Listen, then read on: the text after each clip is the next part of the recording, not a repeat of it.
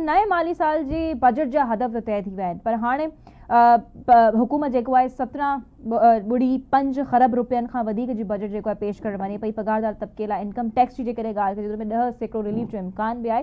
अच्छा, दिफ़ाई बजट ते असां तव्हांजो तजियो चाहींदासीं त दिफ़ाई बजट में हिन भेरे छा ट्रीण ते वाध थिए पई, हिन शइ जो सूबनि सां छा कनेक्शन आहे? छा सूबनि जे डेवलपमेंट बजट मां या सूबनि खे बि इहो चयो वञे थो त हू बि इन शइ में पार्टिसिपेट कनि? इन ते छा तव्हांजो तजियो आहे? जेके सर्कुलेट कनि पियूं ख़बरूं ऐं ख़ासि करे फैसल वावरा साहब बि थोरी देरि अॻु में मीडिया टॉक कई, उन्हनि जा बयान बि कुझु इहे साम्हूं आहे त तरक़ियाती बजट रोके करे दिफ़ाई बजट वधाई वञे।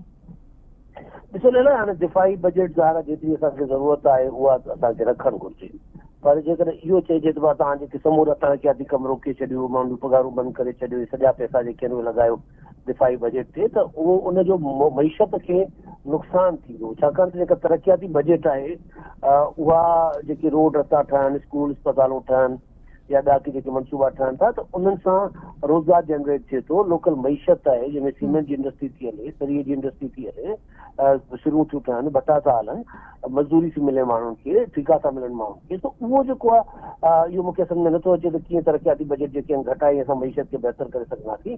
ऐं मुंहिंजो न आहे ख़्यालु त जेका एतिरो ज़रूरु आहे त जेका हालतुनि आहर जेका आहे असांजी दिफ़ाई, छाकाणि त इंडिया एग्रेशन लाइ उहो जेको आहे तयारु वेठो आहे, केॾी महिल बि ॿीहर मुंहिंजी जेको आहे उहो हमला कराए सघे थो पियो। उहो उन हवाले सां त असांखे पंहिंजी जेको आहे तयारी बि रखणु घुरिजे ऐं उन हवाले सां जेका पैसा ख़र्चु करणु घुरिजनि उहे बि रखणु घुरिजनि। पर जेकॾहिं इहो चइजे त बाबा समूरा तरक़ियाती बजट जेके आहिनि उहे बंदि करे डाइवर्ट कया वञनि दिफ़ाई बजट ते, त उन सां ओवरऑल जेको आहे न मुल्क खे नुक़सानु थींदो। असां वटि गुरबत घणी आहे, असां वटि अॻे ई बेरोज़गारी आहे, असां वटि अॻे ई सनतूं जेके आहिनि उहे जेको आहे ॿुॾी वियूं हुयूं इमरान ख़ान साहब जी पॉलिसियुनि जे करे, IMF जी जेकी शर्त कई ॻरी बिजलीअ जे करे, तो आहिस्ता आहिस्ता मईशत रिवाइव थिए पई।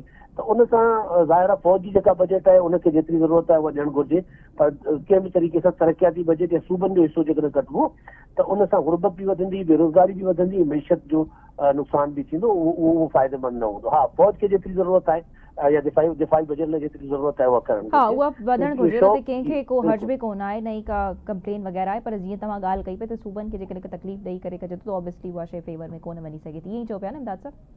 जी जी बिल्कुलु बिल्कुलु, इहो उन सां नुक़सानु थींदो न, इहो ॿीरो नुक़सानु थींदो। ॿियो फैसल वावड़ा साहब जी स्टेटमेंट त तरक़ियाती बजट रोके करे जेको आहे दिफ़ाई बजट खे वधाई, तरक़ियाती बजट न, गैर तरक़ियाती ख़र्च रोके ईअं जेको आहे उन सां जेका ज़रूरत आहे उहा पूरी करणु घुरिजे। तरक़ियाती बजट तव्हांजी मईशत खे जेको आहे रिवाइव थी करे उन सां सर्वाइवल आहे मईशत जो। त जेकॾहिं असां हिकिड़ो भेरो तरक़ियाती बजट रोके सॼा ख़र्च ॿिए पासे डाइवर्ट कंदासीं त उन खां पोइ जेको आहे असांखे ॿीहर उहे ख़र्च जेके आहिनि दिफ़ाई ख़र्च उहे अखियुनि हिकिड़ो सुवाल पैदा थींदो त उहो किथां ईंदा? मईशत जे हलंदी रहंदी तॾहिं ई असांखे दिफ़ा ते ख़र्च करे सघंदासीं न। उनजे करे इहा तजवीज़ फैसल वॾा ज़ाहिर आहे मुआशी माहिर बि कोन्हे, फैसल वॾा थोरो वरी पाण वणाइण लाइ बि ॻाल्हियूं कंदो आहे। जेको अजीब आहे दिफ़ाई बजट ख़तमु कयो ऐं पंहिंजो तरक़ियाती बजट ख़तमु कयो, सिर्फ़ु दिफ़ा ते लॻायो, त उन खां पोइ हिकिड़ो दफ़ो पैसा किथां ईंदा जो वरी ॿीहर दिफ़ा ते लॻाए छॾ। त इहो हिकिड़ो अजीबो ग़रीब क़िस्म जो हिकिड़ो हुनजो तजवीज़ आहे ऐं हुन तजवीज़ खे मुंहिंजो ख़्यालु सीरियस केरु कोन वठंदो।